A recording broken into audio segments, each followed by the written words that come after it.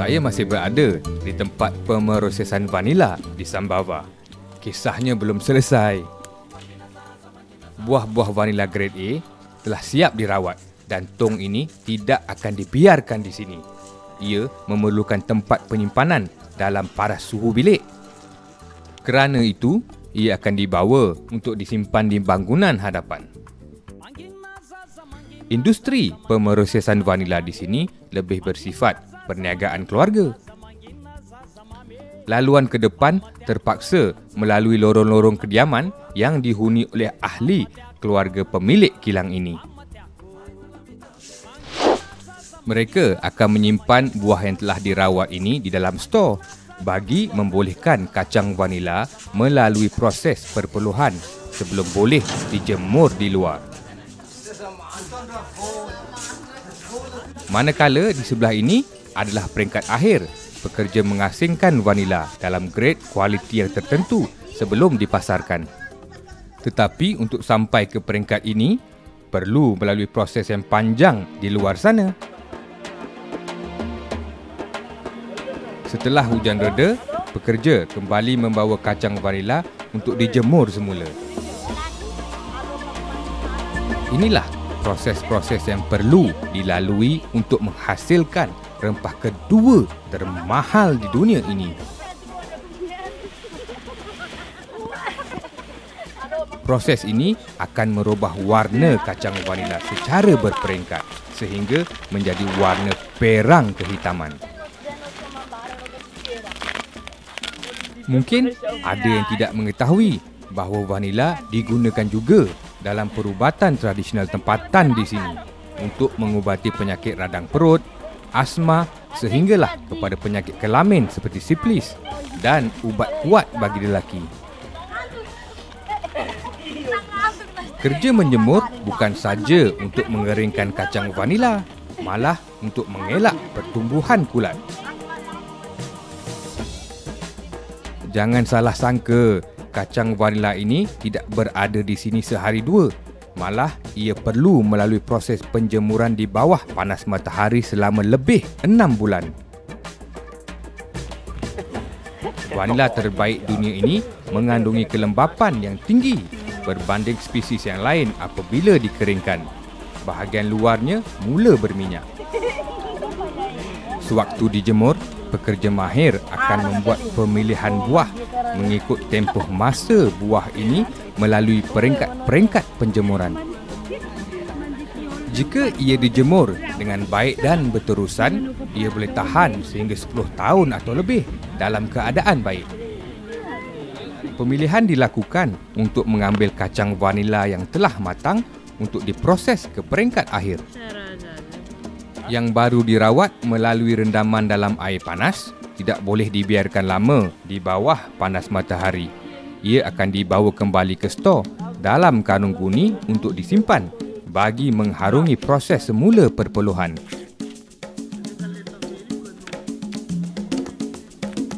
Harga produk akhir vanila ini pernah mencecah RM1,500 sekilo dalam tahun 2004. Inilah peringkat terakhir vanila yang telah melalui proses pengeringan selama lebih 6 bulan.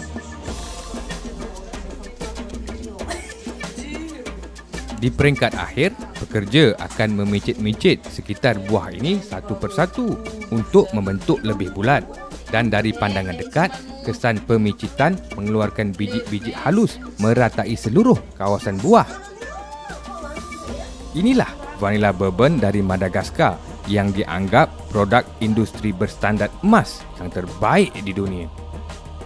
Dan inilah negara yang menghasilkan 2/3 vanila ke pasaran dunia.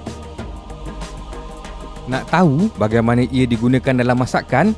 Ikuti dalam segmen resepi adabi di penghujung rancangan nanti.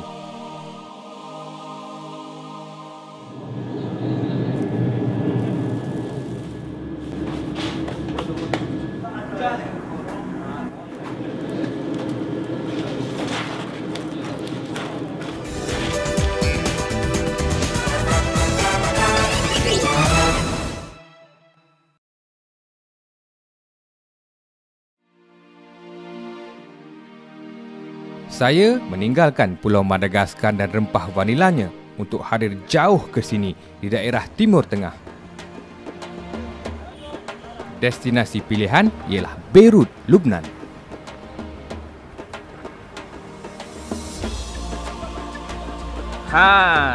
Inilah dia, Sakaras Rausya, ataupun dalam bahasa kita, Batu Rausya, lambang kebanggaan Beirut.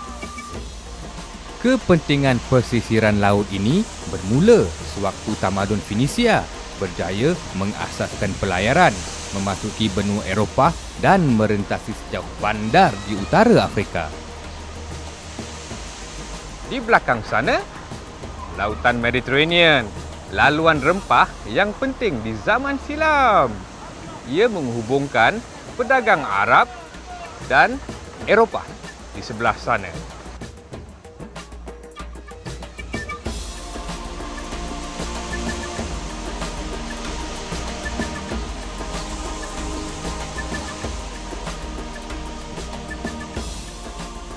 Seawal pagi ini, saya berselisih dengan penjaja berbasikal.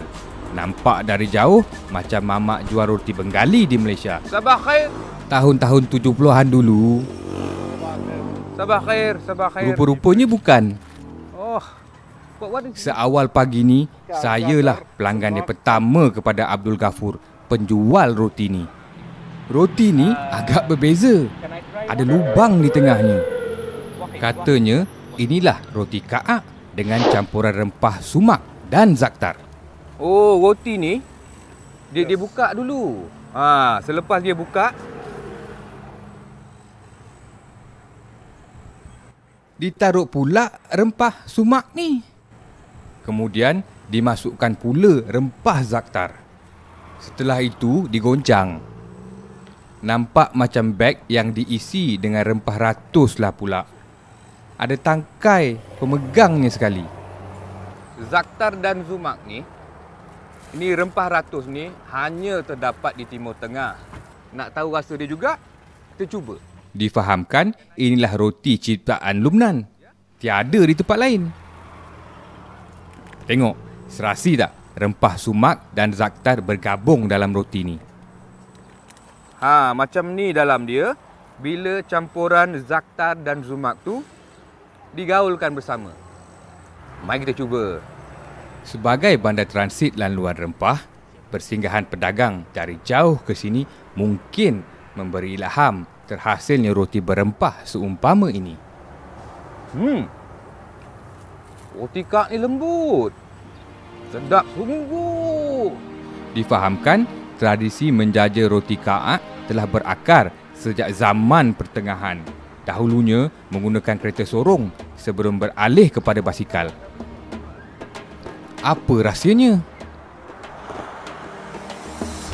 Untuk mengetahui rahsianya, saya berhajat sangat nak mencari tempat ia dihasilkan.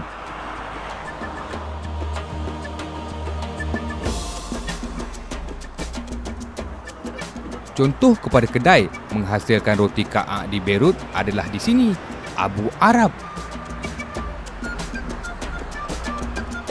Inilah salah satu contoh R&R di Lubnan.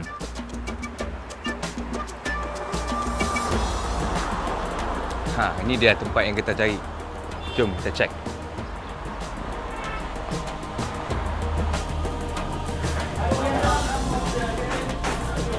Inilah rupanya suasana di bahagian dapur penyediaan roti Ka'ak. Memang sibuk. Ada sudut khas rupanya, tempat mengadun doh. Memang dari mula mereka membuat lubang pada doh. Doh yang telah diolah disusun di atas papan panjang. Sementara itu, garam ditaburkan ke dalam tandir untuk menjadikan api lebih sekata. Doh Ka'ak yang telah diolah disimpan seketika di atas rak-rak ini sebelum dibawa ke bahagian pembakaran. Kebiasaannya, doh ini akan direhatkan lebih kurang 10 minit. Sekarang, waktu yang sesuai untuk dough dibakar.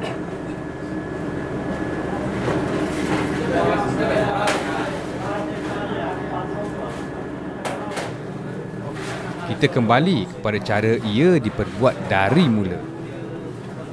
Bahagian penyediaannya dipenuhi campuran rempah bijan, jintan manis dan ketumbar. Untuk membuat lubang pada dough, rempah bijan akan dihimpun seperti bukit. Bahagian adunan tepung dibuat lubang sedikit. Kemudian, dough ditekan di bahagian bukit bijan. Jadilah lubang di bahagian atas dough ini. Kedai roti KA ini memang mendapat tempahan yang banyak setiap hari. Untuk itu, mereka membahagikan tugas dalam 3 bahagian bagi mengoptimalkan pengeluaran. Bahagian pertama, mengolah dough. Kedua, bahagian perantaraan disimpan di rak sebelum dibawa di bahagian pembakaran. Proses ini berlangsung tidak putus-putus. Tempahan roti ini bukan saja pada waktu pagi, malah hingga ke malam.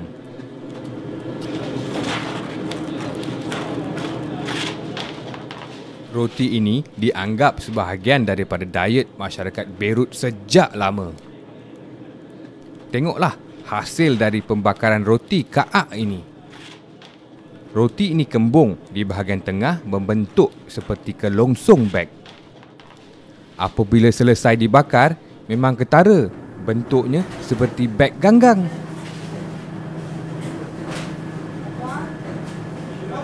Difahamkan, daerah ini adalah bandar transit perdagangan rempah abad pertengahan. Dan roti ini terhasil dari idea memudahkan pedagang dan pengembara membawa bekalan meneruskan perjalanan dagang mereka menaiki unta atau seumpamanya di zaman dahulu. Bahagian ini adalah bahagian perantara menguruskan tempahan di bahagian kaunter hadapan yang mula menerima kehadiran ramai pelanggan. Roti perlu dibuat sebanyak mungkin waktu ini untuk simpanan bagi tempahan waktu puncak nanti, digantung seperti beg di bahagian ini. Waktu ini menghampiri waktu puncak. Mereka terpaksa bergegas untuk persediaan kehadiran pelanggan yang ramai nanti. Lihatlah, taburan rempah bijan di seluruh roti memang menyelerakan. Apakah kesudahan kisah ini? Jangan lupa ikuti sambungannya di hari dan waktu yang sama minggu depan.